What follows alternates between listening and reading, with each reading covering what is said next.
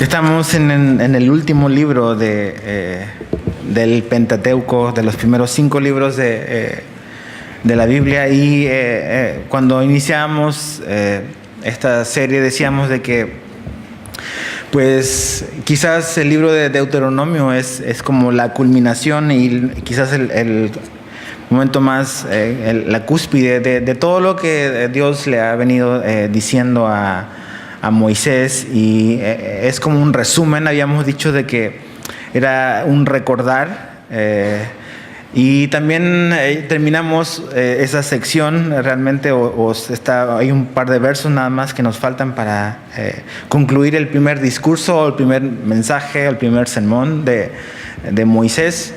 Y decíamos de que este libro lo podíamos dividir como en 3 partes. Era precisamente recordar, eso es lo que ha estado haciendo Moisés, recordándole a esta nueva generación de israelitas de cómo Dios fue fiel con sus padres, cómo Dios fue fiel en sacarlos de Egipto y cómo Él ha sido fiel hasta ahora. Y hoy vamos a ver un repaso que comienza, que es repasar lo que Dios le había dicho a esa primera generación para que esta nueva generación no se olvide. Porque no nos olvidemos de que a todos los cuales aquí Moisés le está hablando y a los cuales Dios va como que a meter a la tierra prometida, es una generación completamente nueva. Los únicos que permanecen de esa primera generación que salió de Egipto es Josué y Caleb. Y Moisés, que Moisés se va a quedar al lado de afuera de la tierra prometida. Pero finalmente decíamos de que era importante el recordar y el nunca olvidar lo que Dios ha dicho y lo que Dios ha hecho. Y eso es el propósito de Moisés al dar esta serie de mensajes a esta nueva generación, de no olvidar.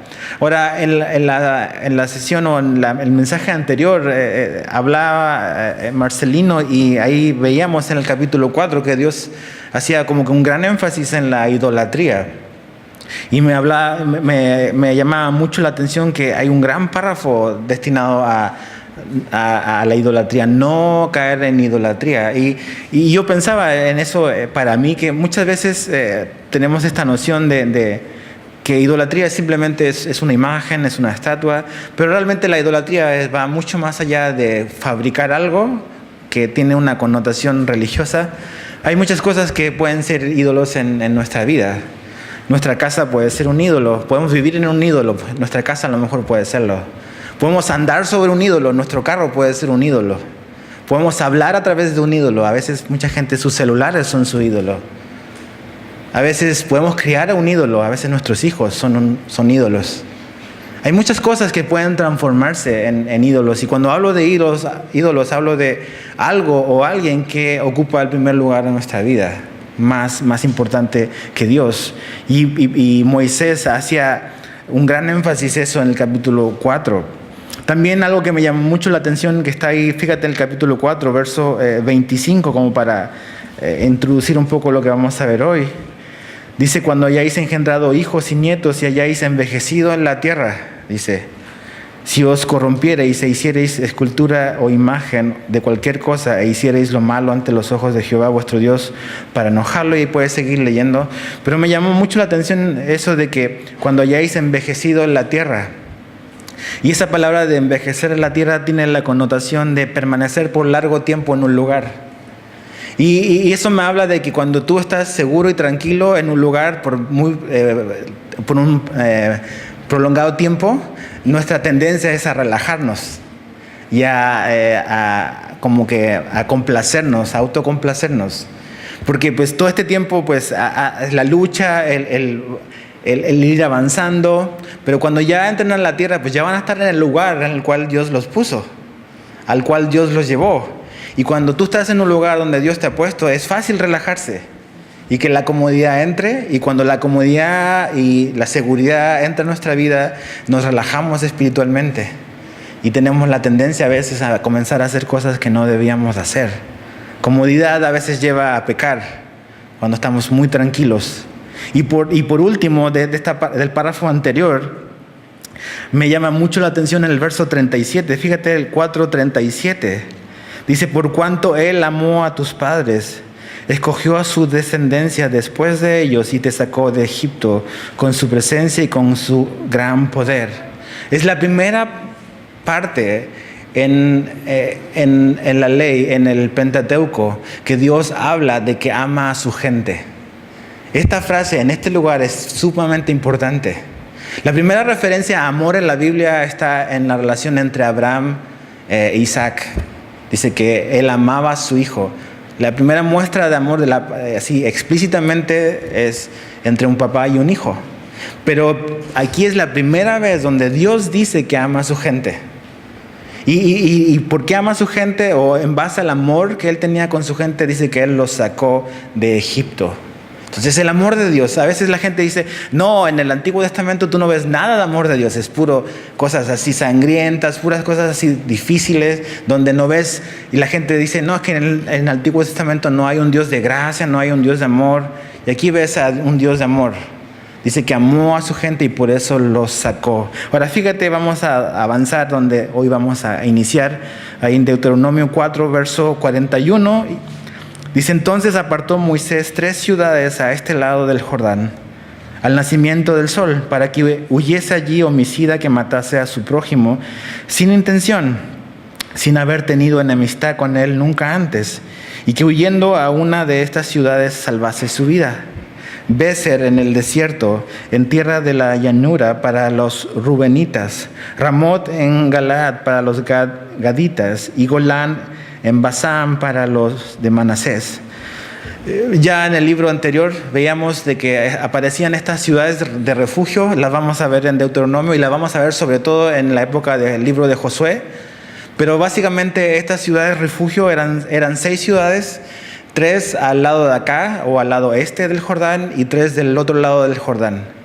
Y decíamos cuando las vimos en el libro anterior en Números, que estas ciudades de refugio básicamente su propósito era ser un lugar donde el que cometía un crimen donde alguien perdía la vida, él podía refugiarse mientras había un juicio justo, para que la persona o el familiar que a veces quería vengarse de un homicidio, le tomase la vida. Entonces Dios estableció estas ciudades para que alguien que cometía un homicidio o le quitaba la vida a alguien sin intención, eso es tan importante, sin intención, pudiese esconderse y refugiarse en estas ciudades para que no fuese perseguido y no fuese asesinado en venganza. Ahora, lo que me llama la atención aquí es muy importante, es que 3 de estas ciudades están al lado de acá del Jordán. Y dice que estas ciudades son para 2 tribus y medias que hace un par de semanas atrás vimos que son 2 tribus y medias que decidieron no cruzar el Jordán y no ir a la tierra que Dios le había prometido, sino que decidieron quedarse del otro lado. Y lo que veo aquí es que Dios es un Dios de gracia, porque Dios también le pone a estas 2 tribus y medias 3 ciudades cerca de ellos, para que ellos puedan correr hacia estas ciudades si ocurre un caso como este.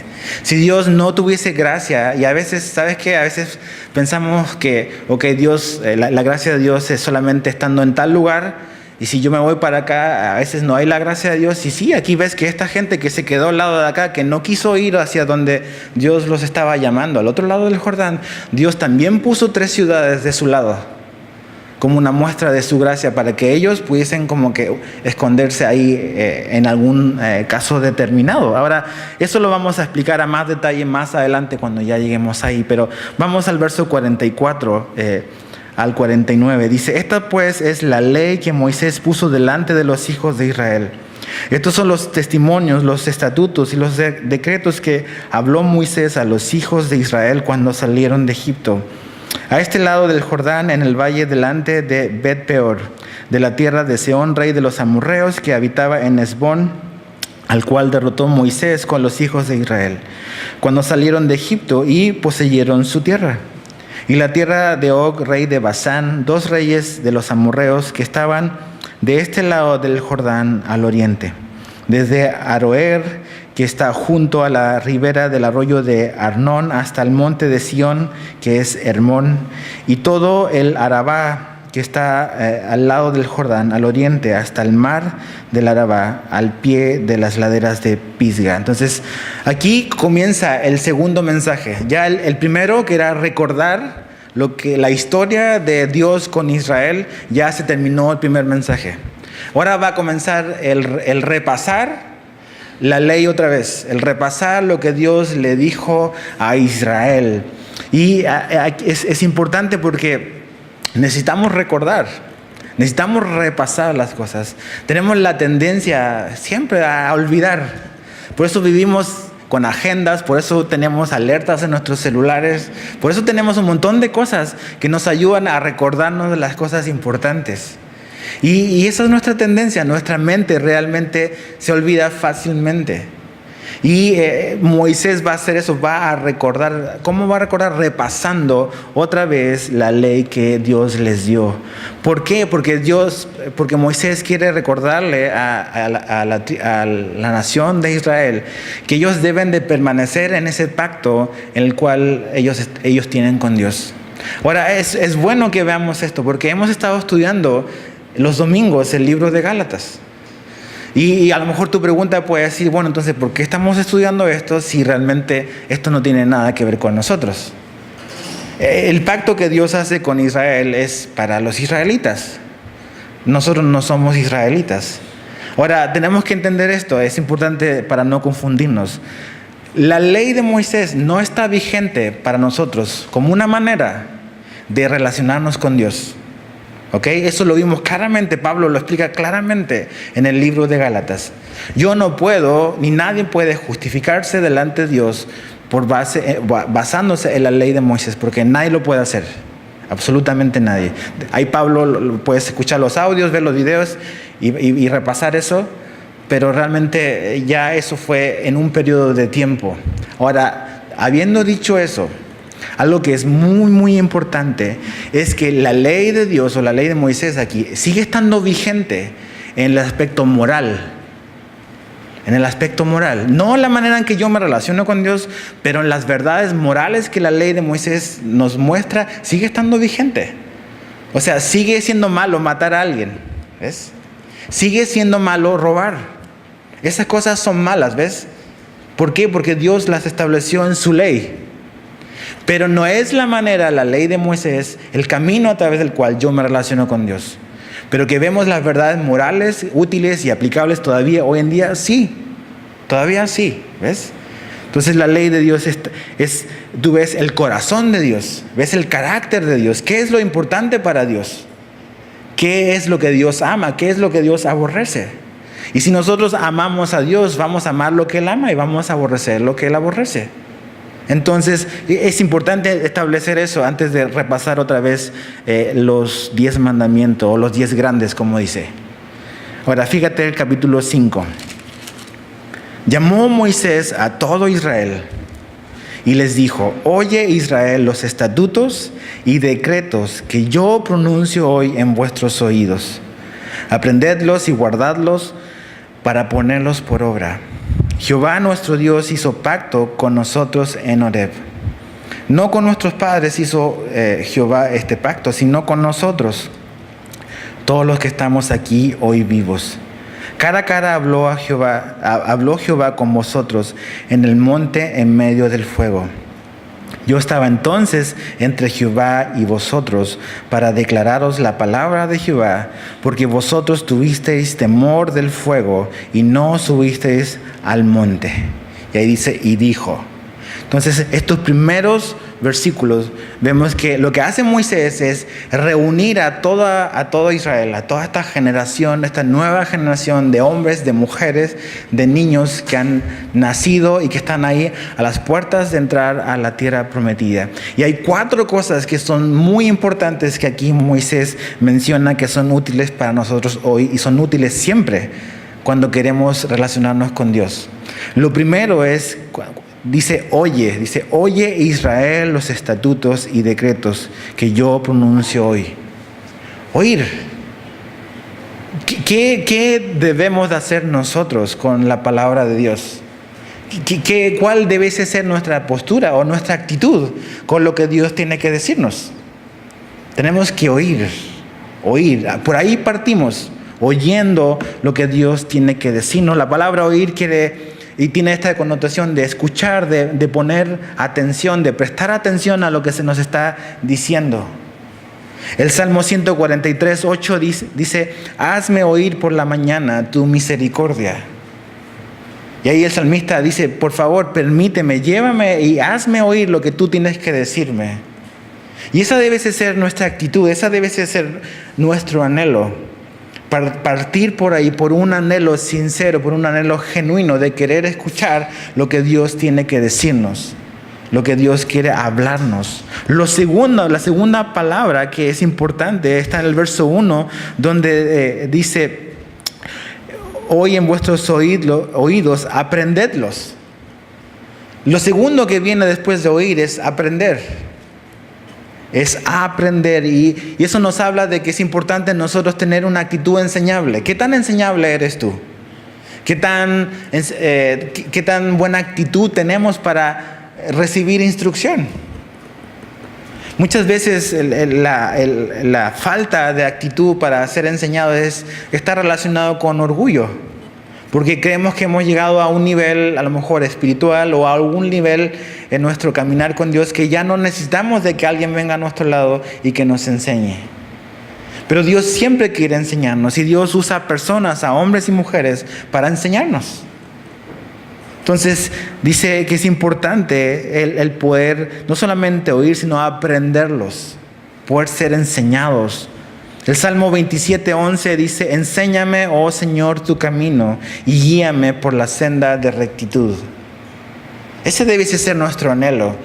Decirle al Señor, ¿sabes qué? Enséñame, quiero aprender, quiero caminar en tu camino, quiero que tú me puedas guiar por tus sendas, que son mejores que las mías. Eso es un acto de humildad. Cuando yo le digo a Dios, ¿sabes qué? Necesito que tú me guíes. Yo no puedo y no quiero guiar mi vida. Pero no solamente queda en oír y en aprender. Otra palabra importante es guardar. Verso 1 dice, aprendedlos y guardadlos. Y la idea de guardar es preservar. Es como guardar algo que es valioso. ¿Qué haces tú con las cosas que son valiosas? Las cuidas. Pues mi esposa tiene una caja donde guarda sus anillos. Es una caja bonita y ahí los guarda en la noche. Pero los guarda en un lugar en la noche para que al día lo pueda usar. Durante el día los usa, en la noche los guarda, los preserva en ese lugar. De la misma manera, la palabra de Dios es algo importante que debemos de preservar en nuestro corazón, en nuestra mente. La Biblia nos dice que tenemos que renovar nuestro entendimiento, y esa renovación de nuestro entendimiento viene precisamente guardando la palabra de Dios en nuestros pensamientos y en nuestro corazón. Entonces el guardar es ¿por qué guardamos? ¿Por qué preservamos? Porque es algo valioso. Es algo valioso para nosotros, pero lo guardamos ¿con qué propósito? No para que se transforme en una antigüedad, como en un adorno, sino para hacerlo. Dice, fíjate el verso 1, para ponerlos por obra. Esto te habla de hacer. De hacer. Y sabes que es importante entender esto en la vida cristiana. Las verdades de Dios las asimilamos internamente, pero las vivimos externamente. ¿Ves? Tenemos que asimilar, y todo el proceso de todo lo que dice, de oír, de aprender, de preservar, tiene que ver con algo que está ocurriendo al nivel de nuestro corazón. Estamos oyendo, estamos siendo enseñados, tenemos deseos de aprender, pero eso no va a significar nada si yo me quedo solo ahí. Muchos podemos detenernos ahí en escuchar, en aprender y en considerar como valioso. Pero si yo no los pongo por obra, ¿de qué nos sirve? No va a haber ninguna transformación en nuestra vida. ¿Te acuerdas lo que dice Santiago? Dice que tenemos que ser solo oidores. No, sino hacedores de la palabra. Y es ahí donde muchas veces como que fallamos. A lo mejor podemos tener mucho conocimiento bíblico, podemos saber muchas historias de la Biblia, podemos tener mucha información, pero si no la aplicamos, si no hay aplicación, no va a haber transformación en nosotros. Entonces, muchas veces lo hemos dicho, o sea, es bueno saber, es bueno conocer, pero es más importante qué es lo que haces con lo que sabes. Sea mucho, sea poco, es qué haces con lo que sabes de Jesús, qué es lo que hacemos con lo que sabemos de Él. Asimilamos sus verdades en nivel de corazón, pero esas verdades, cuando son asimiladas de verdad, van a producir una manifestación externa de una vida que está caminando de una manera consecuente a lo que creemos. ¿Cómo sabemos que Abraham le creyó a Dios? Porque vivió una vida en consecuencia a su fe en Dios. ¿Ves? Lee Hebreos 11 y dice, y por la fe hicieron, por la fe fueron, por la fe hablaron. La fe siempre se manifiesta en algo real, en algo concreto. La fe nunca se puede quedar muda, la fe nunca se puede quedar estática, la fe siempre impulsa, porque es vida. Entonces, 4 cosas importantes. Ahora, dice verso 5, y dijo, ¿qué es lo que dijo Dios? Verso 6, yo soy Jehová tu Dios, que te saqué de tierra de Egipto, de casa de servidumbre, no tendrás dioses ajenos delante de mí. No harás para ti escultura ni imagen alguna de cosa que está arriba en los cielos, ni abajo en la tierra, ni en las aguas debajo de la tierra.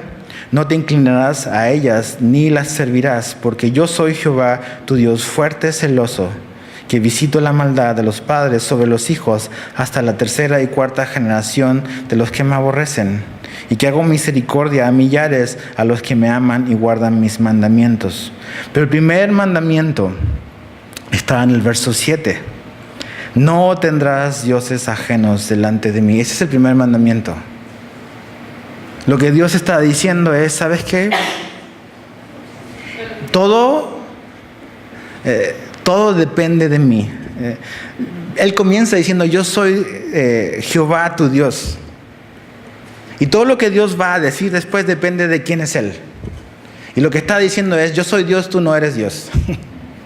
Y eso nos cuesta tanto como que entenderlo y asimilarlo. Como que Él es Dios y nosotros no. Nosotros no somos Dios, nosotros no ponemos las reglas, nosotros no definimos las cosas. Él es Dios, Él establece las cosas, Él define todo. Pero Él dice, no tendrás dioses ajenos delante de mí. No está diciendo Dios cuando dice esto, me vas a poner a mí en primer lugar y después tienes chance de tener otros dioses en segundo y tercer lugar. Dios no está diciendo eso. Nosotros pensamos que eso significa, no importa, Dios es primero, pero puedo tener otros ídolos en mi vida. No, porque está diciendo, no vas a tener ninguno otro Dios delante de mi presencia. Absolutamente ninguno. No es Dios primero, otro Dios segundo. Tampoco Dios nos está diciendo, gracias por ponerme a mí primero, lo que hagas después queda para ti. Tampoco está diciendo eso. La idea es que no puede haber ningún Dios delante de su presencia.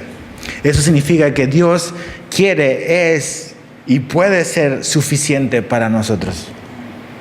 No necesitamos absolutamente de ninguna otra cosa que nuestra vida le dé adoración y devoción. Solo Dios. No puede haber nada más importante que Dios en nuestra devoción, en nuestro servicio, que Él. Es como si yo dijese, pues de lunes a viernes estoy casado con Lili, pero el fin de semana tengo otra mujer. Le doy la prioridad. 5 días de 7.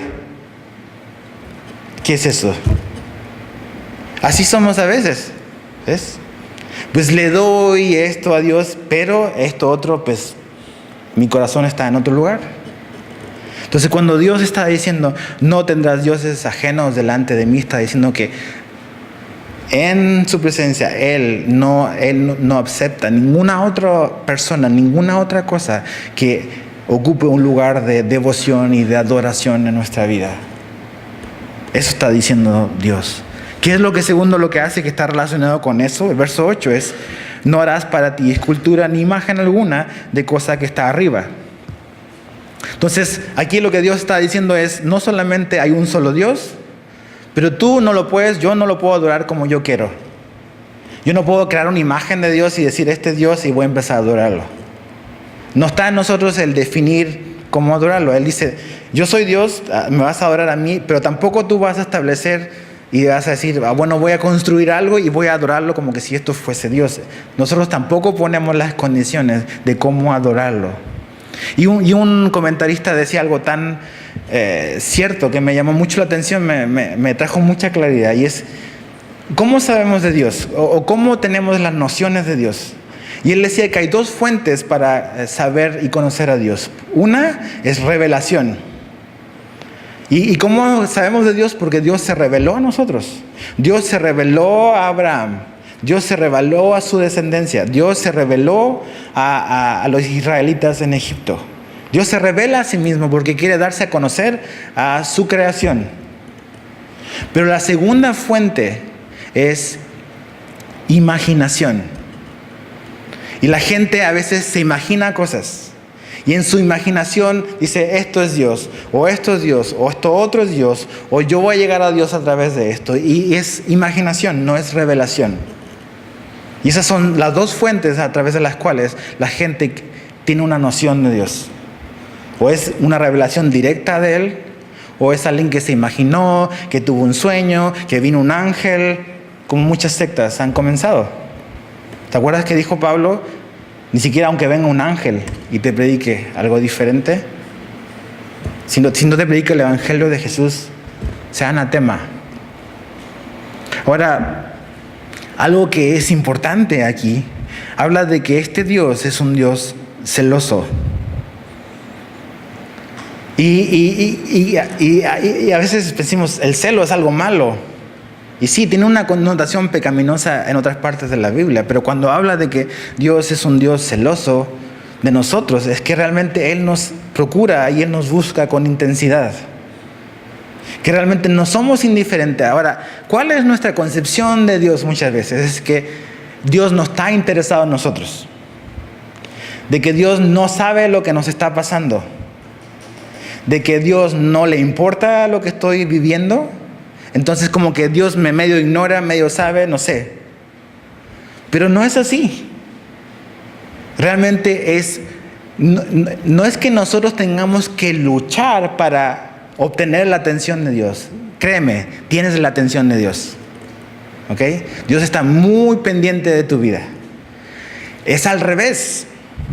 Dios tiene que luchar para tener nuestra atención. ¿Ves? Él está más interesado en nosotros que nosotros estamos interesados en Él. Y esa es la verdad. Entonces, cuando habla de este celo, de esta intensidad con la cual Dios nos procura y procuraba a su gente, nos habla de eso, de que realmente no somos indiferentes para Dios. Cuando Jesús le enseñaba a los discípulos a orar, dice, no usen vanas repeticiones como usan los demás. ¿Cuál era la mentalidad en la época de Jesús de esta gente que adoraba a un montón de dioses, a los romanos, a los griegos?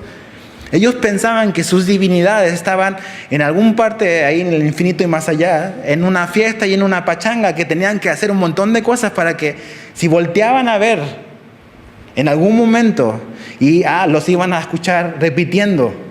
Y como no sabían cuándo les iban a oír, ellos tenían que estar constantemente repitiendo algo, por si su Dios volteaba y cuando volteara los escuchara decir algo. Y Jesús le dice, ustedes no van a repetir, porque no es necesario repetir, porque Dios está pendiente de nosotros. Dios sabe lo que vamos a decir antes de que salga de nuestros labios lo que necesitamos. Entonces no estamos luchando por la atención de Dios. ¿Ves? Dios no está distraído con otras cosas, que no está pendiente de tu vida. Somos nosotros los que nos distraemos con otras cosas de nuestra relación con Dios. Y cada día luchamos con un montón de distracciones que buscan desenfocarnos de mantener nuestros ojos puestos en Cristo. Ahora, aquí vemos algo importante que muchas veces ha sido muy mal interpretado. Habla de estas que Dios visita, dice, la maldad hasta 3 generaciones o hasta las siguientes generaciones. Aquí no está hablando de maldiciones generacionales. En esta iglesia no creemos en las maldiciones generacionales. ¿Por qué? Porque no las vemos en la Biblia. Sencillamente por eso. Aquí no está diciendo de que la maldad o el pecado es algo como que se transfiere genéticamente a otra generación. Todos nacemos pecadores. Esa es nuestra condición. Caída, desconectada de Dios, rebelde en contra de Dios. Pero eso no tiene nada que ver con una maldición de mi papá o de mi abuelo, de mi bisabuelo. Eso tiene que ver con la caída de Adán y Eva. Aquí en ninguna parte ves la palabra así explícitamente maldición tampoco. No dice una maldición, dice que Dios visita. Ahora, la maldad de un padre puede ser repetido en su hijo o en su nieto. ¿Por qué? No porque es un castigo de Dios, es porque el hijo puede crecer viendo eso como un ejemplo. O sea, si un hijo crece en un contexto de violencia intrafamiliar, el hijo va a crecer con ese concepto de que esa es la manera en la cual una familia se debe de llevar. Un hijo que crece en un hogar donde el abuso de las sustancias ilícitas es algo normal, va a crecer pensando de que esa es la manera en que la vida se debe de vivir. Eso no es un castigo de Dios. Es el ejemplo que a veces nuestros hijos ven en nosotros como padres. Nunca nos olvidemos, nuestras acciones hablan más fuertes que nuestras palabras. Ahora, quiero que anotes, y sobre todo si eres nuevo en la iglesia o si vienes llegando hace un par de meses, Ezequiel 18, versos 2 y 3 y verso 20. Ezequiel 18, versos 2 y 3 y verso 20. La Biblia, la propia Biblia, el mismo Dios nos explica y nos da mucha luz en esa porción. Y yo te lo voy a leer, no es necesario que vayas ahí. Ezequiel 18, versos 2 y 3 y después verso 20. Dice, ¿qué pensáis vosotros, los que usáis este refrán sobre la tierra de Israel, que dice, los padres comieron las uvas agrias y los dientes de los hijos tienen la dentera? O sea, los papás comieron y los hijos cosecharon las consecuencias. Y dice, y chécate, ese era el refrán que los israelitas andaban como que creyendo, que por lo que los papás habían hecho, los hijos eran así. Era como que la consecuencia o era la culpa de los padres, de como lo que muchos creen hoy. O sea, es esto, mi papá pecó, o mi abuelo pecó, o mi pariente lejano pecó, y yo estoy pagando una maldición generacional. Verso 3. Vivo yo, dice Jehová el Señor, que nunca más tendréis por qué usar este refrán en Israel. Ese refrán, olvídate de ese refrán. Ese no es el corazón de Dios. Dice, verso 20. El alma que pecare, esa morirá. El hijo, fíjate, el hijo no llevará el pecado del padre, ni el padre llevará el pecado del hijo. La justicia del justo será sobre él, y la impiedad del impío será sobre él. ¿Te das cuenta?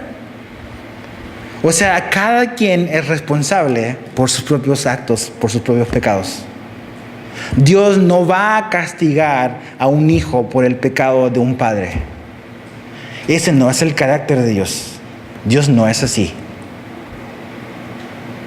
Entonces, lo único que vemos acá, volviendo a Deuteronomio, es algo que tiene mucho sentido. Aparte dice, a los que me aborrecen, pero a los que me aman, Dios los va a bendecir. Entonces mucha gente a veces ha venido conmigo y me ha dicho, ¿sabes qué? Pues vine a Jesús y estoy caminando con el Señor, pero seguramente esto está pasando porque mi papá pecó y porque mi abuelo hizo esto y Dios me está Y yo le digo, a ver, ¿tú amas a Dios o aborreces a Dios? No, pues yo amo a Dios. Ok, ¿y qué dice aquí? A los que aman a Dios. Lo otro es para los que aborrecen a Dios.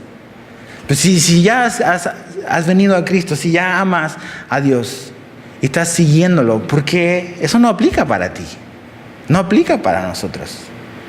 Además, acuérdate, el Evangelio es tan claro, dice que somos nueva criatura. Las cosas del pasado, ahí pasaron. Todas las cosas son hechas nuevas. Entonces no tienes por qué vivir en ese temor y en esa superstición de esas cosas que realmente no son el carácter ni el corazón de Dios. Verso 11. No tomarás, volviendo a Deuteronomio 5, no tomarás el nombre de Jehová tu Dios en vano, porque Jehová no dará por inocente al que tome su nombre en vano. La palabra vano quiere decir vaciar algo de su contenido o su significado. Y la verdad se habla de que muchas veces manoseamos tanto el nombre de Dios que ya como que pierdes la reverencia que tiene. Ya como que pues casi como que así Dios es mi cuate, ¿no? Y lo tratamos así. Y Dios no es nuestro cuate, es nuestro Padre. Y es tres veces santo. Un comentarista dice algo muy bueno, dice, podemos romper el tercer mandamiento a través de la blasfemia, o sea, usar el nombre de Dios en blasfemias y en maldiciones. Cuando te golpeas tu dedo con un martillo, mucha gente usa el nombre de Dios. Dice, también podemos hacerlo a través de la frivolidad, o sea, usar el nombre de Dios de una manera superficial. Esa también es una manera de usar el nombre de Dios en vano, superficialmente. O a través de la hipocresía. ¿Qué quiere decir eso? Usándolo de palabra, pero actuando de una manera que le deshonra. Nos debe hacer pensar. Usamos el nombre de Dios y decimos, Dios esto en mi vida, Jesús esto en mi vida. O a veces usamos el nombre de Dios para nuestros beneficios personales. Dios me mostró esto. ¿Cuántos a veces predicadores dicen, Dios me mostró esto y Dios está pidiendo esto y Dios no lo está haciendo? Y cuando estás haciendo eso, estás usando el nombre de Dios en vano. Debiese haber más reverencia en nosotros por su nombre. De hecho, el nombre de Dios, pues realmente los israelitas usaban 4 letras nada más. Ni siquiera la podían pronunciar. Realmente no sabemos cómo se pronuncia el nombre. Yahweh. Porque es tan sagrado que ni siquiera lo pueden escribir. Nosotros fuimos hace como el año pasado a Israel y cuando nos pasaban unas películas y unos documentales sobre el templo, cuando ponían la palabra Dios hasta en español, le quitaban una letra. A ese nivel de reverencia por el nombre de Dios, que realmente ni siquiera lo quieren escribir. Así manejan el nombre de Dios. 4º mandamiento, verso 12. Guardarás el día de reposo para santificarlo como Jehová tu Dios te ha mandado. Dice, 6 días trabajarás y harás toda tu obra, mas el 7º día, dice, es reposo a Jehová tu Dios. Ninguna obra harás tú, ni tu hijo, ni tu hija, ni tu siervo, ni tu sierva, ni tu buey, ni tu asno, ni ningún otro animal tuyo. Dice, ni el extranjero que está dentro de tus puertas, para que descanse tu siervo y tu sierva como tú. Acuérdate que fuiste siervo en tierra de Egipto, y que Jehová tu Dios te sacó de ella con mano fuerte y con brazo extendido, por lo cual Jehová tu Dios te ha mandado que guardes el día de reposo. Guardar el día de reposo para santificarlo, el día sábado. El día sábado representaba el día de reposo para los hebreos y para todos los que vivían ahí. Era un lugar, era un día donde todos podían descansar. Y ese era el propósito, descanso. Y sabes que tú y yo fuimos creados físicamente para mínimo descansar un día. A todos los que les gusta chambear y que son un poco trabajólicos, acuérdate, La maquinaria necesita descansar.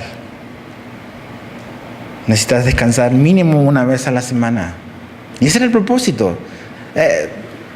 Descansar también es espiritual. Tenemos esta idea de que estar descansando como que y no produciendo es como casi un pecado.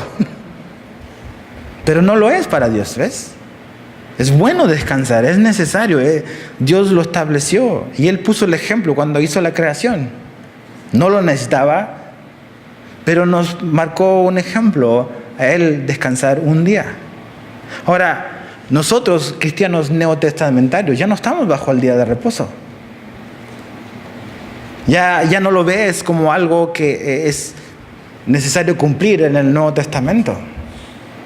Colosenses 2, 16 y 17, yo te lo leo, dice: nadie os juzgue en comida o en bebida o en cuanto a días de fiesta, luna nueva o días de reposo. Todo lo cual es sombra de lo que ha de venir, pero el cuerpo es Cristo. Dice todas las cosas, como a veces hemos dicho en reiteradas ocasiones, de que todas las cosas del Antiguo Testamento son una sombra de lo que iba a venir, de Jesús. De que el día de reposo también es una sombra. Ahora, Romanos 14, 5, lo puedes anotar si quieres, Romanos 14, 5 dice: uno hace diferencia entre día y día, otro juzga iguales todos los días. Cada uno esté plenamente convencido en su propia mente. Si para ti guardar el día de reposo, el día sábado, es importante, está bien, guárdalo. No hay drama, ¿ves?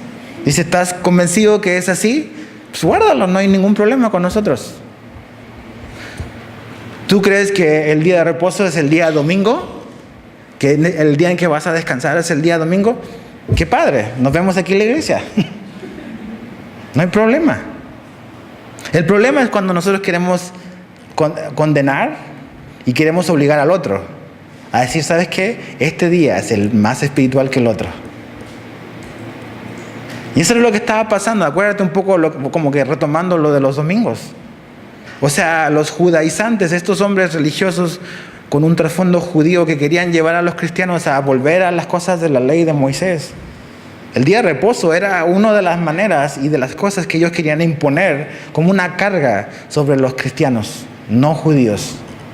Como que el día sábado era el día más sagrado. Y no ves nunca eso en el Nuevo Testamento. Y si quieres guardar el día sábado, guárdalo. ¿Quieres otro día, el miércoles o el jueves? Tampoco el día domingo es más espiritual que el miércoles. ¿Sabías eso? A veces la gente que viene el domingo dice: los del miércoles son no tan espirituales, no vienen el mero día. Tampoco es así. Eso es ser supersticioso. Nos reunimos el domingo, es la tradición de la iglesia, que desde que la resurrección de Cristo se ha reunido el primer día de la semana, el día domingo. Pero no decimos que el día domingo es el día más espiritual, ni el sábado tampoco. Realmente cada quien dice esté plenamente convencido en su propia mente. No tenemos todavía reunión de los sábados, pero quién sabe si algún día. Ahora, ¿qué es importante? El cristiano ya no haya descanso como algo espiritual un día. Nuestro descanso como cristianos es Jesús. Jesús es nuestro descanso. En Él descansamos. Él nos trae descanso. Puedes leer después Hebreos 4, 9 al 11, donde habla de lo que he dicho, de que Jesús es la sombra, de que las cosas del Antiguo Testamento, son sombra de lo que Jesús iba a venir a hacer. Y Jesús es nuestro reposo. Realmente Él nos da descanso. Verso 16. Honra a tu padre y a tu madre. Es el mandamiento favorito de los papás. Como Jehová tu Dios te ha mandado, para que sean prolongados tus días y para que te vaya bien sobre la tierra que Jehová tu Dios te da. Honrar al Padre. Aquí vemos que lo primero que Dios hace, después de hablar de los primeros 4 mandamientos, los puedes ver muy claramente. Los primeros 4 mandamientos tienen que ver con algo vertical, con nuestra relación con Dios. Pero los segundos 6 tienen que ver con el plano horizontal. Y lo que Dios está diciéndonos es que para la vida y el propósito de Dios significa eso. Nuestra relación con Dios y nuestra relación con los demás. Y nuestra relación con los demás comienza, en primer lugar, honrando a los padres. Honrando el matrimonio, porque finalmente los padres te hablan de una familia, de un matrimonio. Y eso es importante para Dios, un respeto al matrimonio, un respeto a la familia. Dios no está de acuerdo, no va a respaldar la rebelión de los hijos en contra de los padres. Mira, cuando éramos jóvenes, o cuando yo era joven, y los que son todavía y viven quizás todavía con sus papás, pensamos que nuestros papás son mala onda, que me andan diciendo todo que no. Cuando ya te casas y tienes hijos, vas a pensar diferente. Honra a tus padres. Los vas a tener solamente una vez. Son esos los padres que Dios eligió por ti. Y Dios no se equivocó con ellos al dártelos. Hónralos. Ahora, ¿por qué los honramos? Porque queremos honrar a Dios primero. Cuando queremos honrar a Dios, vamos a honrar a nuestros padres. Algún día yo voy a ser un padre, o vas a hacerlo, y vas a saber que es importante, pero realmente aquí Dios establece que la familia es muy, muy importante, los padres. Vivimos en una cultura donde se eleva la juventud y casi es como una idolatría, y a los padres, a los viejos, se les relega. En la época de acá, los padres realmente eran honrados por Dios y eran honrados por los hijos. Y nunca nos olvidemos de eso. A lo mejor ya creciste, ya te saliste de tu casa, a lo mejor ya no vives con tus padres, y a lo mejor ya estás casado. Yo estoy casado, ya mi mamá ya no está, pero está mi papá. Y Dios quiere que yo le honre, ¿ves? No es que mi papá tiene el derecho de venir e interponerse en mi relación matrimonial, porque yo ya soy una familia, ¿ves? Pero el honrarles, el reconocerles como tal, es algo que voy a hacer hasta que el día en que mi papá muera y se vaya al cielo. Debemos de honrarlos, debemos de amarles. Te animo, si tus papás están ya mayores, pasa tiempo con ellos. No esperes que se vayan, te vas a arrepentir después. Hónralos, ámales, pasa tiempo con ellos. Ese es el corazón de Dios. Después, verso 17, no matarás. ¿Y qué podemos decir de eso? Tan claro. La idea de no matar es no asesinar. Y en la Biblia hay una clara diferencia entre matar y asesinar. Matar es quitar la vida a una persona sin intención a veces. Pero asesinar es quitar la vida con premeditación y alevosía. Y eso es lo que condena a Dios. Sin una justificación legal, sin una justificación moral. Cuando eso ocurre, estamos violando los 10 mandamientos. Y eso te habla de que la vida humana para Dios es importante. Es importante para Dios. Ahora, si la vida humana es consecuencia de un accidente, si todos estamos acá como consecuencia de un accidente cósmico y todo es una serie de casualidades y ¡pum!, salió la vida, entonces la vida no es importante, porque simplemente tú y yo somos un accidente. ¿Ves?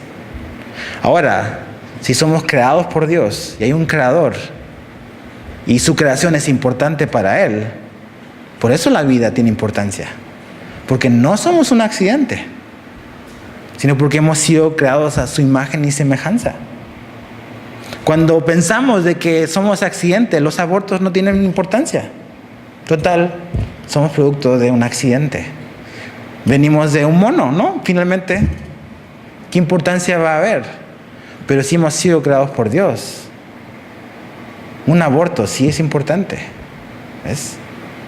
Si hay vida ahí, si hay una vida que tenía un propósito para Dios, que decidimos terminar. Dice, no matarás, no vas a asesinar. Verso 18, no cometerás adulterio. Dios honra los padres, Dios honra la vida, Dios honra el matrimonio.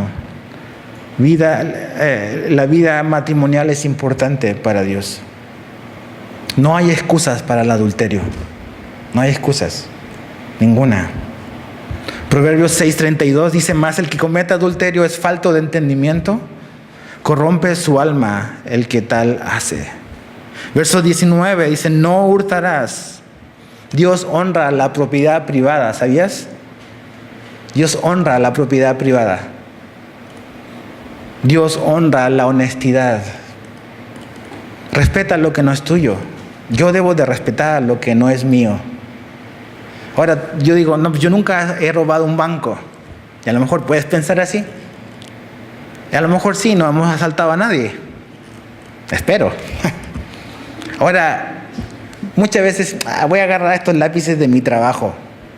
Voy a tomar estas hojas que sobran ahí en la oficina. ¿Sabes cómo se llama eso?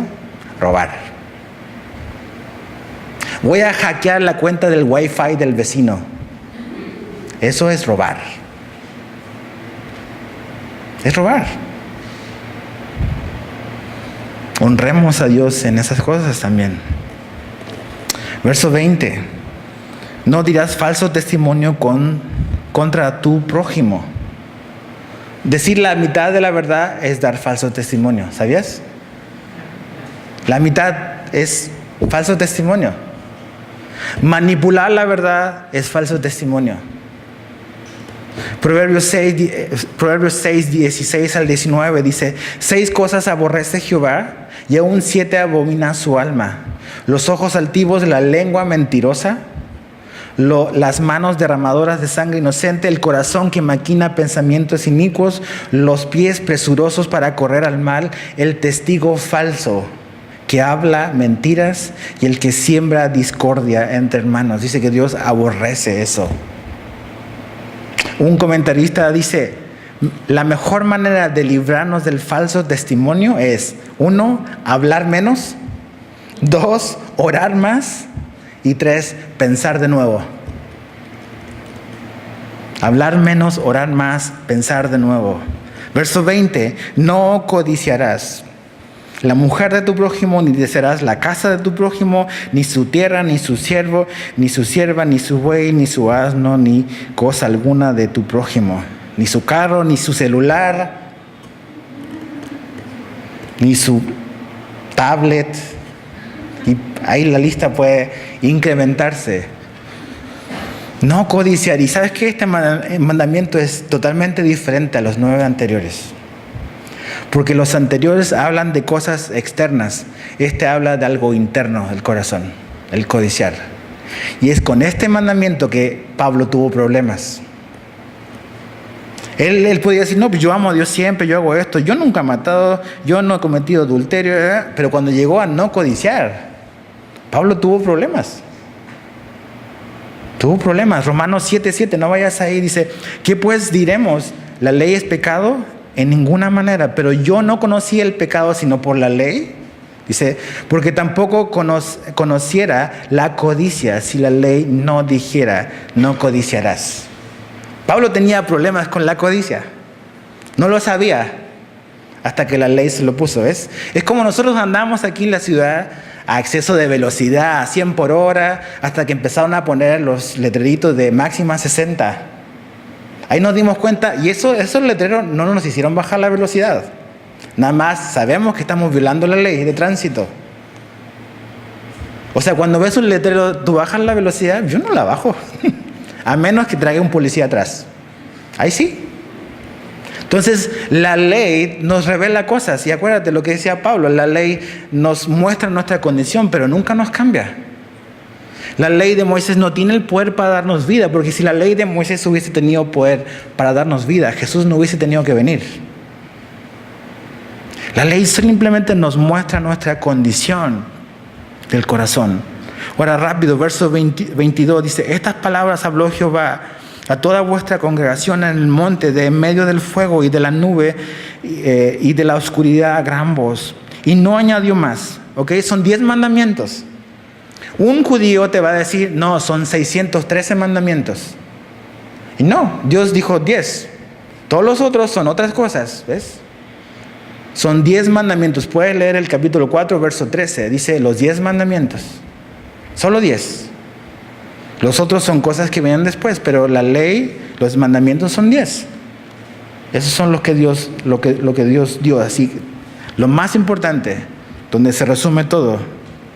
Ahora, Verso 23, y aconteció que cuando vosotros oísteis la voz de en medio de las tinieblas y visteis al monte que ardía en fuego y vinisteis a mí, todos los príncipes de vuestras tribus y vuestros ancianos, y dijisteis, he aquí Jehová nuestro Dios nos ha mostrado su gloria y su grandeza, y hemos oído su voz en medio del fuego. Hoy hemos visto a Jehová, habla al hombre, y éste aún vive. Dios habla al hombre y éste aún vive. Eso es increíble. Que Dios pueda comunicarse. Y sabes que Dios quiere hablarle a su creación. Dios quiere hablarle nos quiere hablar a nosotros. Dios se quiere comunicar con nosotros. Dios es un Dios que se expresa a sí mismo.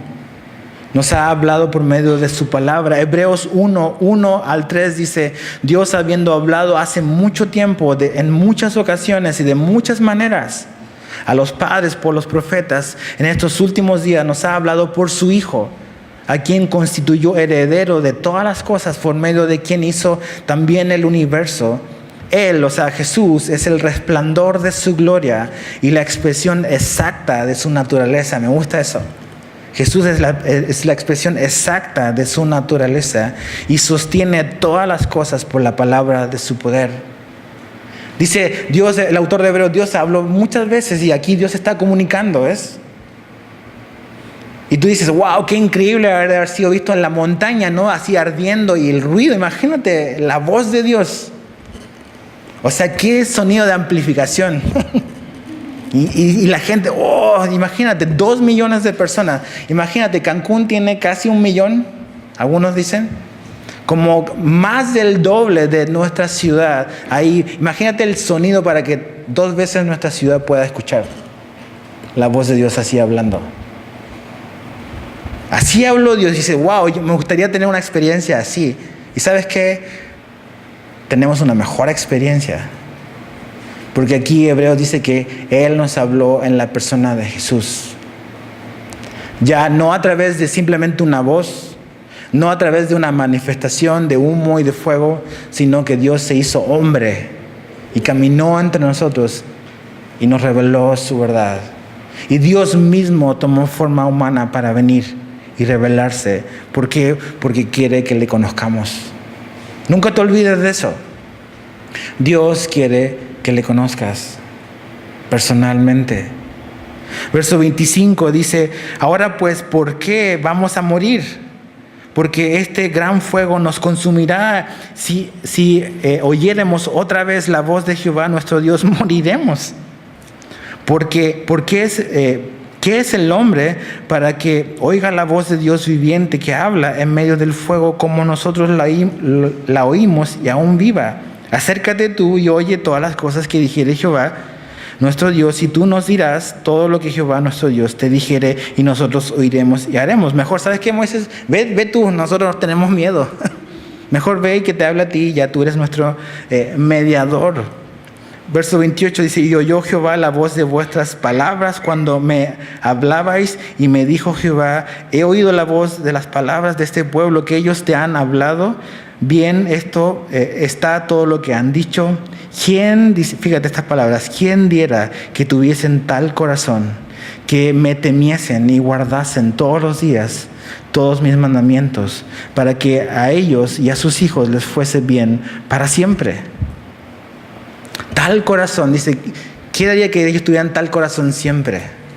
¿Cuál era el corazón de ellos en ese momento? Había admiración, había reverencia por Dios. Había ese temor, dice la Biblia, que el principio de la sabiduría es el temor a Dios. No un miedo así, sino una reverencia por Dios. Y Dios dice, ¿qué daría que tuvieran ese temor, esa reverencia, esa admiración por Dios?